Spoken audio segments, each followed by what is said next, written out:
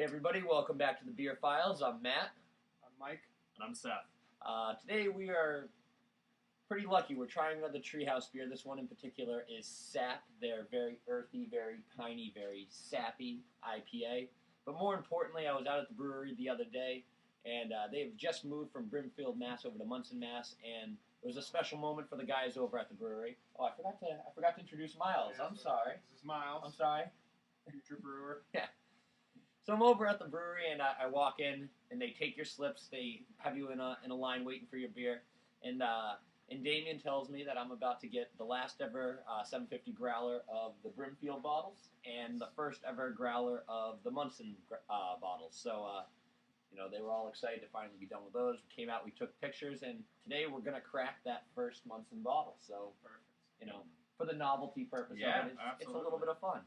So, we've done a few Treehouse beers before. They're wonderful, wonderful beer, wonderful brewery, and I'm excited to crack this guy open. All right, well let's see what it's got.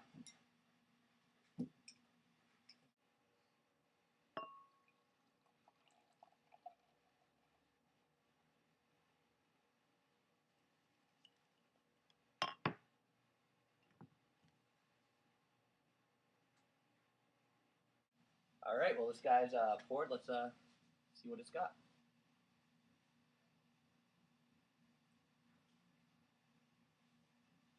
You can tell it's pretty fresh. It's got that. Oh, he wants to check first. Smell it, buddy. You know he's gonna be a professional. You smell baby fingers. Yeah.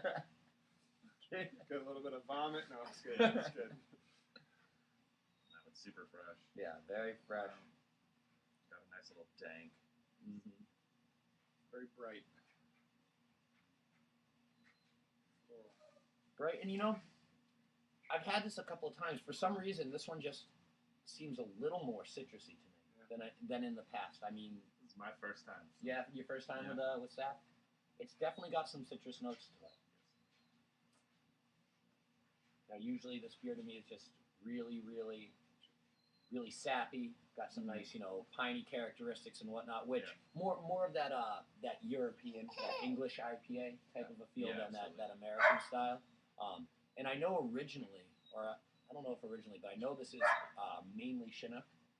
I think so. Yeah, it's dominantly Chinook, but it smells great. I'm ready to give this guy a shot. Yeah, me too. All right, well, cheers. Cheers.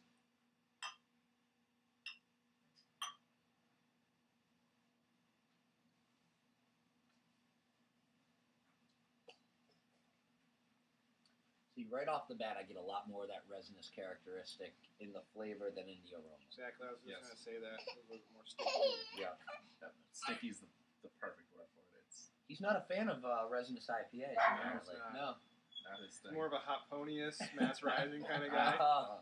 Little shameless plug. I like it. I think like he it. likes Lash's Lager. That's He probably does, his favorite beer. But no, definitely sticky. Yeah. Definitely sticky. Let's see, they still put it on here. Yeah, this guy sits at it's 7.3%. So you don't really taste that. No. you don't taste it. I thought it was like 5.5. Mm-hmm. Yeah. No, it's got It's a good first experience with this beer.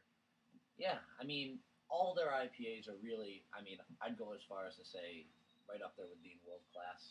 I love them. A lot of people look at stuff like Green and compare it to Abner and whatnot. But, I'm not usually a Chinook guy. It's not my favorite hop in the world. Mm-hmm. But this is drinking really nice. Yeah, I was going to say, for being like 7.5% and start off sticky, it actually finishes almost dry. Mm-hmm. Doesn't last. You kind of want to go back for more. Yeah. It's, really makes It stays on the tongue, but not in like an offensive way. It makes you Right. It makes you want to go and take another sip of it. And it has that very palatable bitterness. Yeah. Definitely not cloying or in the way or anything like that. It's there, but it's nice. It's what you really want to see in an IPA, especially at this ABV. So I'm enjoying it. Again, maybe one of my favorite batches of this particular beer that I've had so far.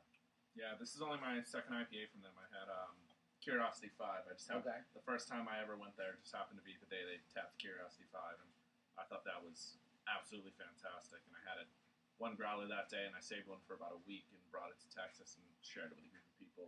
But even still, I I normally wouldn't have done this. I would not have gone with this just particular beer and this particular set of hops. I would not have gone all the way up to a 4 on this guy, but I'm going to confidently give it a 4 this time.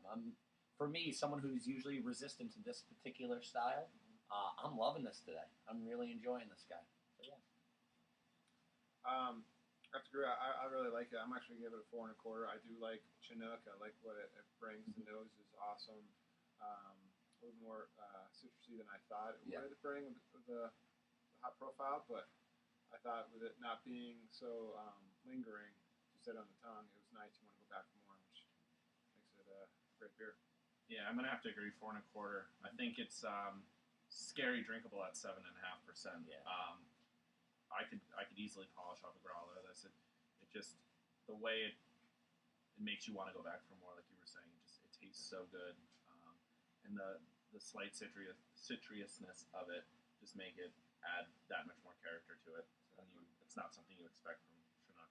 Yeah, absolutely. I mean, I guess ultimately you guys got me convinced. I wouldn't go back on my 4, but I totally buy into what you guys are saying, and I agree wholeheartedly. I mean, Treehouse does it again. They deliver every time. Great brewery, one of the best in Massachusetts, along with Jack's Abbey. They're great guys. They're awesome guys. Everybody over there, Nate, Dean, Brendan, Damien, they're just rock solid dudes. Yeah. And again, congratulations to them on the new place in Monson and on all their success they've been having. Again, this is Sap from Treehouse out now in Monson, Massachusetts. Check them out if you get a chance. Enjoy, and as always, thanks for joining the Beer Files. Cheers. Cheers.